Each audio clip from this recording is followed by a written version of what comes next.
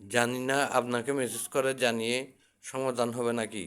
Cox's Bazar beach Sugandha location, Sea Crown Ramada লোকেশনে ছোটো দোকানগুলো তুলে দিয়ে ভালো করেছে, কিন্তু সব দোকান তুলে দিয়ে ভালো করেনি। নতুন ভবন নির্মাণের জায়গা খালি রেখে কখন ভবন মার্কেট তৈরি হবে দিন তারিখ কিছুই নিউজ হয়নি। খুব অল্প দোকান পারমিট অ্যাক্টিভ রাখা অত্যন্ত জরুরি। সুগন্ধা লোকেশন ও সুগন্ধা লোকেশনে ছোটো 20টি দোকান জরুরি বসানো হোক, আর রামাদা সি ক্রাউন লোকেশনে 10টি ছোটো দোকান জরুরি বসানো হোক।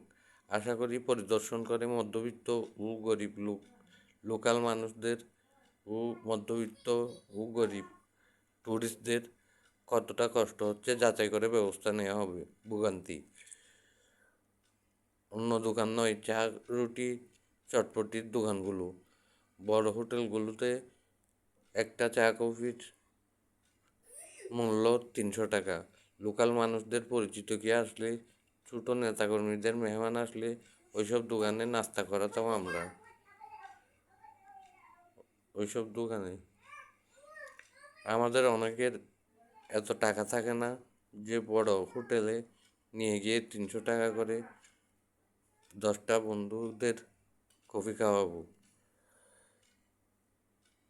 যারা রাজনীতি করেন তাদের মেহমান বেশি বেড়াতে আসবে বর্তমানে, তারাই বেশি এই সমস্যা ফেস করবে।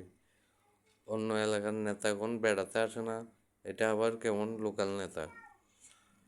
আমি ওইসব রাজনীতিবিদদের সম্মান করি যারা রাজনীতির মাধ্যমে ধনী হওয়ার জন্য রাজনীতি করে না।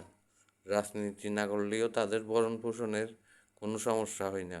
তারা রাজনীতি করেন কীভাবে জনগণের গরিবি দূর করতে, সেই বিষয়ে এক্সপ্লোর ডেভেলপ করার জন্য। জানি রাজনীতি করলে কিছু নেতা সকল দিকে মূল্যায়ন পায়, সচ্ছল হয়, উপার্জন করতে পারেন, কিন্তু খুব অল্প মানুষ এই উপার্জন করতে পারেন। ধন্যবাদ।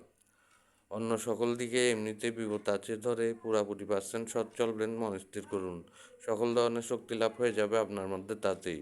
যেমন সকল ধর্ম বিশেষ কিছু শক্তি লাভের দিকে নির্দেশনা দিয়েছে, যেমন ইসমে আজম, অন্তর্চোখ খোলা শক্তি লাভ, বিভিন্ন সজাগ শক্তি, তৃতীয় নয়ন শক্তি ইত্যাদি।